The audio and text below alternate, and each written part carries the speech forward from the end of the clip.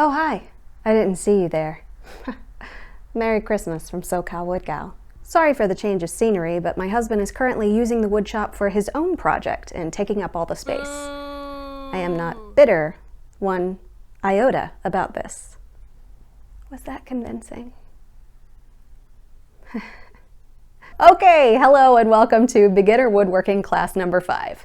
I am SoCal Wood Gal, and today's class is all about building handmade Christmas gifts for your loved ones. Yeehaw! There really is nothing quite like making a gift with your own hands and giving it to someone that you love. We'll be going over the following. Why make gifts?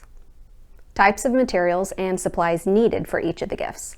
Beginner gift, coffee mug tree. Intermediate gift, beer caddy. And finally, another intermediate gift, a cutting board. This class is for anyone interested in making homemade wood projects for Christmas gifts. No prior experience is required, but some basic tools are necessary.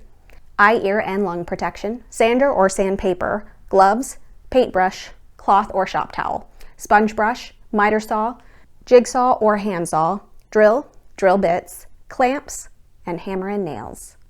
Let's do this.